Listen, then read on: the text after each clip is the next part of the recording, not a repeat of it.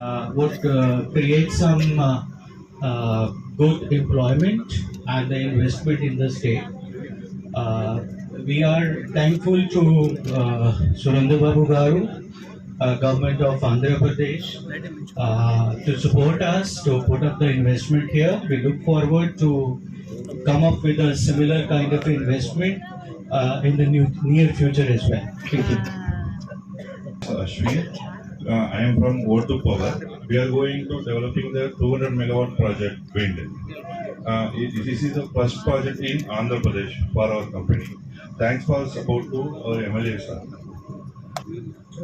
ఈరోజు మన ముఖ్యమంత్రి గారు రాష్ట్రమంతా కూడా ప్రారంభించడం జరిగింది. ఎంఎస్ఎంఈ పార్కులు కావచ్చు, ఇండస్ట్రీస్ కావచ్చు, అన్ని కూడా ప్రారంభించారు.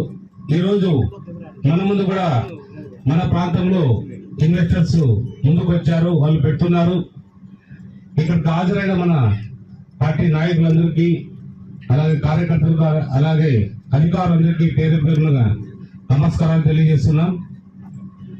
ఏదేమైనా కూడా మనం అందరం కూడా చూసాం, గత 5 ఏళ్లలో ఏ ఒక్క పెట్టుబడి కాదు కదా రావడానికి కూడా భయపెట్టారు వాళ్ళు. ఏదైతే ఇప్పుడు ఓటు అనేది సంస్థ ఉందో ఆ సంస్థ 1620 కోట్లు మన కళ్యాణంలో పెట్టుబడి పెడుతుంది. అలాగే దేశరాజ్ అనే సంస్థ 2920 కోట్లు పెట్టుబడితో పెడుతుంది. అది కాకోకుండా బ్రైట్ ఫ్యూచర్ అనే ఇంకొక సంస్థ 3500 కోట్లు ఈ ప్రాంతంలో పెట్టుబడులు పెడుతున్నాయి. మనందరూ కూడా సహకరించాల్సిన అవసరం ఉంటుంది.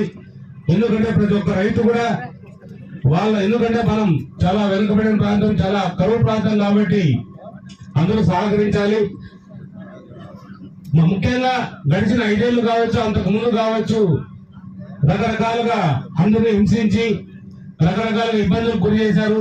వాళ్ళకి నేను ఒకటే భరోసా ఇచ్చాను, మీరు ఎవరికి భయపడాల్సిన పని లేదు. రైతులకు డైరెక్ట్ గా రైతులకు ఏదైతే రావాలో రైతులకు చెల్లిస్తే చాలు, మీకు మధ్యవర్తులు అనే వాళ్ళు ఎవరు కూడా ఉండరు. మధ్యవర్తులు అనేది అధికారులు, మీరు మాత్రమే ఉంటారు. ఏ రకమైన సహాయ సహకారాలు అందిస్తే మన ప్రాంతం అభివృద్ధి అవుతుంది. ఇలాంటివి ఇంకా చాలా కూడా వస్తున్నాయి. ఒక దాంట్లో 400 మందికి, ఇంకొక దాంట్లో 400 మందికి, 3 దాంట్లో కూడా 400 మంది అంటే డైరెక్ట్ గా ఎంప్లాయ్మెంట్ తీసుకుంటారు. వీళ్ళు కాకోకుండా ఇండైరెక్ట్ గా అంటే రకరకాల వ్యవస్థతో ఒక 15-20 వేల మందికి ఎంప్లాయ్మెంట్ కూడా దొరుకుతుంది. ఎందుకు మనం ఇంకొకటి కూడా చెప్పుకోవాలి, మనం ఏదైతే తిమ్మ సముద్రంలో ఉందో